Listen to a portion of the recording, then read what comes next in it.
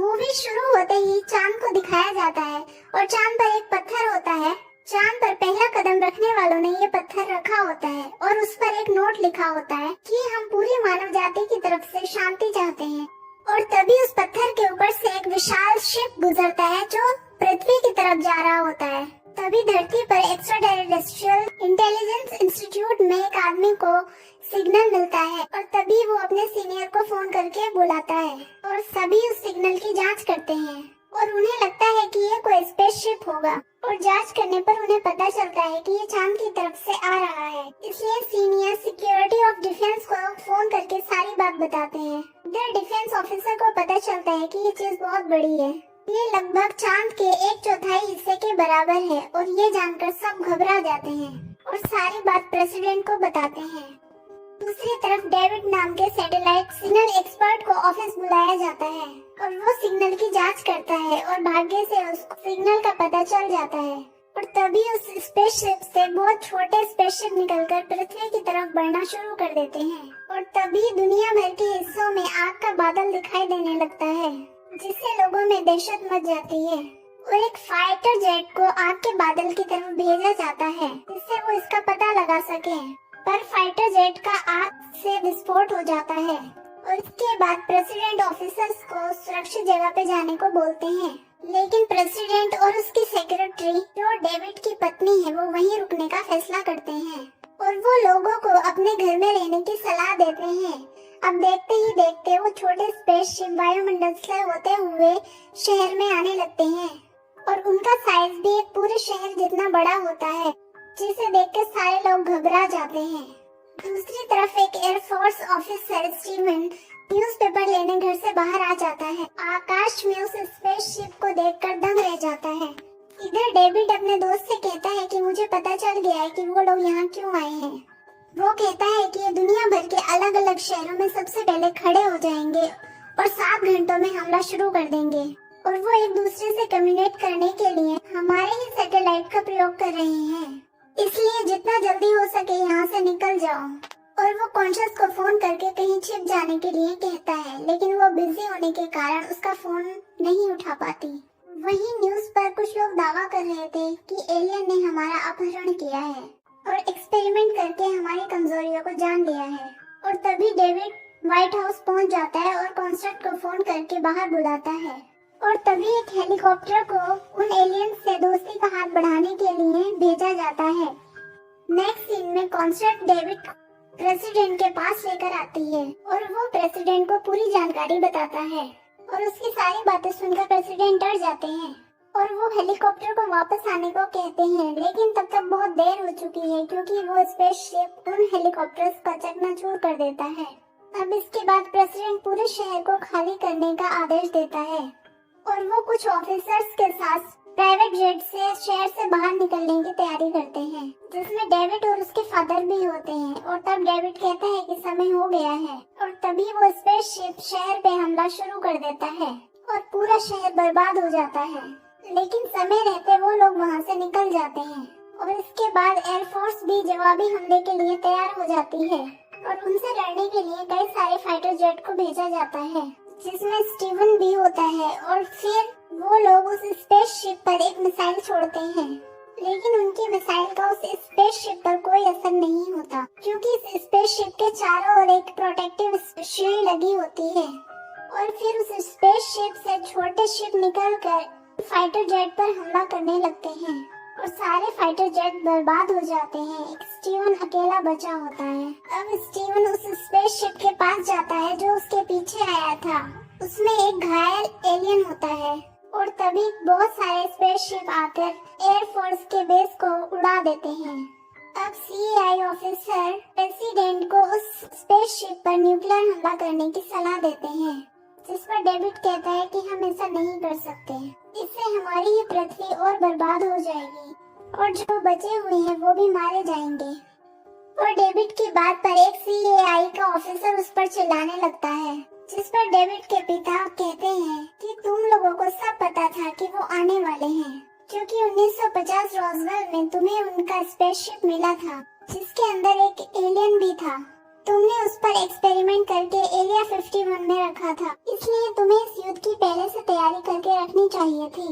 जिस पर वो ऑफिसर रिवील करता है कि आप सही कह रहे हो, पर प्रेसिडेंट को इसकी जानकारी नहीं होती। इसके बाद अब सभी एरिया 51 में आ जाते हैं, जहाँ एक सीक्रेट लेबोरेटरी होती है और उसमें वो स्पेसशिप भी होता है। और अब एक साइंटिस्ट उन सबको उस एलियन के पास लेकर आता है जो शिप से मिले थे और सभी मृत अवस्था में थे। इसके बाद प्रेसिडेंट डेविड को उनके स्पेसशिप के कमजोर हिस्सों की स्टडी करने को कहते हैं। वहीं दूसरी तरफ स्टीवन उस एलियन को एरिया 51 में लेकर आ रहा होता है और तभी उसे बहुत सारी गाड़ियां दिखाई देती हैं जिसमें शहर से भागे हुए लोग होते हैं और फिर वो सभी एरिया 51 आते हैं। साइंटिस्ट अब उस बेहोश एलियन को अंदर लाकर उस पर रिसर्च करने लगते हैं और स्टडी के दौरान अचानक उसका हाथ हिलने लगता है और देखते ही देखते वो होश में आकर सभी साइंटिस्ट पर हमला कर देता है और प्रेसिडेंट भी उस एलियन से मिलने आते हैं और उससे बोलते हैं कि हम शांति का हाथ बढ़ाना चाहते हैं, लेकिन वो एलियन मना कर देता है और प्रेसिडेंट पर एक रेज मारता है जिससे प्रेसिडेंट तड़पने लगते हैं और तब उस एलियन को शूट करने लगते हैं और उसके मरते ही प्रेसिडेंट ठीक हो जाते हैं। अब उस रेस से प्रेसिडेंट को उनका प्लान समझ आ जाता है। वो बताते हैं कि अपने मिशन को पूरा करने यहाँ आए और इससे पहले और भी प्लेनेट को बर्बाद कर चुके हैं और अब उनका प्लान पृथ्वी को बर्बाद करना है ताकि हमारे सारे नेचुरल रिसोर्सेज लेकर वो दूसरे प्लेनेट पर चले जाएं। और अब प्रेसिडेंट उनको न्यूक्लियर हमला करने की अनुमति दे देते हैं और प्रेसिडेंट के कहने पर सभी मिसाइल को लॉन्च कर दिया जाता है,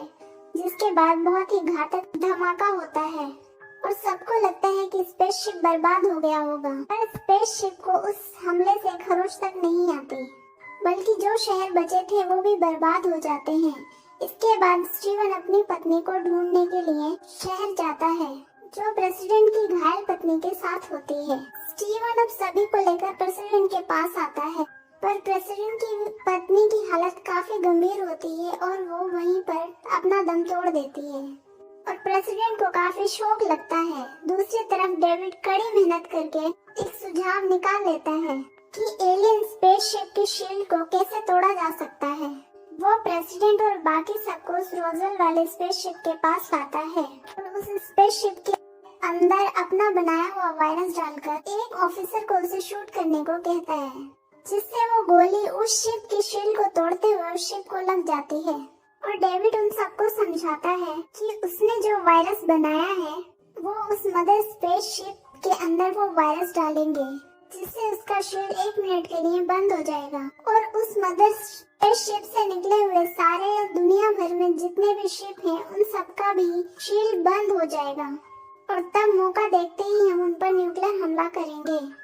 लेकिन हमारे पास सिर्फ 1 मिनट का ही समय होगा। और प्रेसिडेंट को डेविड का आइडिया पसंद आता है और वो इस मिशन की तैयारी शुरू करने के लिए बोल देते हैं और वहीं रोजवेल स्पेसशिप को चलाने का मौका स्टीवन को दिया जाता है। अब सभी को एक मैसेज दिया जाता है कि एक साथ होकर दुनिया भर की स्पेसशिप पर 1 मिनट के अंदर ही हमला किया जाएगा, जिसमें हर देश की एयरफोर्स इस मिशन में साथ देने के लिए तैयार हो जाती है। और अब उस रोजवेल स्पेसशिप में एक न्यूक्लियर मिसाइल डाला जाता है जो टारगेट पर लगने के 30 सेकंड बाद एक्टिवेट होगा और स्टीवन के पास वापस आने के लिए भी सिर्फ 30 सेकंड होंगे। उनके पास पायलट की कमी होने की वजह से प्रेसिडेंट भी प्लेन उड़ाने के लिए तैयार हो जाते हैं, क्योंकि वो भी कभी पायलट हुआ करते थे। इधर डेविड और स्टीवन उस स्पेसशिप में बैठकर मदर स्पेसशिप के लिए निकल जाते हैं और सभी पायलट उस स्पेसशिप पर निशाना साधे होते हैं और मौका देखते ही स्टीवन उस मदर स्पेसशिप के अंदर आ जाते हैं। उनका एलियन स्पेसशिप होने के कारण उन पर कोई शक भी नहीं करता और डेविड मौका देख एलियन स्पेसशिप में वायरस डालना शुरू कर देता है, जो सक्सेसफुली अपलोड भी हो जाता है। और अपलोड होते ही प्रेसिडेंट और बाकी पायलट उस स्पेसशिप पर हमला शुरू कर देते हैं और उनकी शील्ड बंद होने के कारण एलियन स्पेसशिप पर उस मिसाइल का असर होने लगता है। लेकिन अब उस स्पेसशिप से भी कई सारे फाइटर जेट निकलकर उन पर हमला शुरू कर देते हैं। अब प्रेसिडेंट उन एलियन जेट पर मिसाइल से हमला करना शुरू कर देते हैं, पर दुर्भाग्य से वो बच जाते हैं और प्रेसिडेंट की मिसाइल खत्म हो जाती है। अभी एक पायलट रसल प्रेसिडेंट से कहते हैं कि मेरे पास एक मिसाइल है, और वो कोर के पास आकर मिसाइल छोड़ने की कोशिश करता है, लेकिन दुर्भाग्य से मिसाइल जैम हो जाता है, जिससे अब सभी परेशान हो जाते हैं क्योंकि ये उनका आखिरी मौका था। इसलिए रसल अपना बलिदान देने का तय करता है और वो अपनी फैमिली को याद करता हुआ उस कोर मटेरियल के अंदर चला जाता है और अपने जेट को उससे टकरा देते हैं, जिससे एक जोरदार धमाका होता है और उस धमाके की वजह से वो एलियन स्पेसशिप बर्बाद हो जाती है। और तब सब खुश होकर फाइनली राहत की सांस लेते हैं। और तब बाकी देशों को भी बताया जाता है कि एलियन स्पेसशिप को कैसे मारना है। वहीं स्टीवन और डेविड पर मदर स्पेसशिप के कंट्रोलर को शक हो जाता है और जैसे ही वो ग्लास हटाता है, समय पर दोनों पायलट अपनी सीट से हट जाते हैं और उनके पास समय न होने की वजह से वो न्यूक्लियर मिसाइल छोड़ देते हैं, जिसके छोड़ते ही उसका एलियन स्पेसशिप मदर स्पेसशिप के पायलट के नियंत्रण से छूट जाता है और अब मिसाइल फटने में 30 सेकेंड ही बाकी होते हैं और डेविड और स्टीवन कैसे भी करके उस मदर स्पेसशिप से बाहर आ जाते हैं। उनके बाहर आते ही न्यूक्लियर मिसाइल विस्फोट हो जाता है और उस स्पेसशिप में जोरदार धमाका होने की वजह से डेविड और स्टीवन भी उसकी चपेट में आ जाते हैं और अब सारे देश अपने अपने देश की एलियन स्पेसशिप को बर्बाद कर बहुत खुश होते हैं और प्रेसिडेंट भी सभी लोगों से मिलने आते हैं और सब उनका धन्यवाद करते हैं। अब ऑफिसर से वो डेविड और स्टीवन के बारे में पूछते हैं और ऑफिसर उनसे कहते हैं कि हमारा उनसे संपर्क टूट गया है। ये सुनकर प्रेसिडेंट परेशान हो जाते हैं और तभी उन्हें उनका सिग्नल मिलता है और सब उस जगह जाने के लिए निकलते हैं। और जब वो वहाँ पहुँचते हैं तो स्टीवन और डेविड सामने से आते हैं, जिन्हें देखकर सभी लोग बहुत खुश हो जाते हैं और प्रेसिडेंट उनका धन्यवाद करते हुए ये मूवी यहीं पर समाप्त होती है।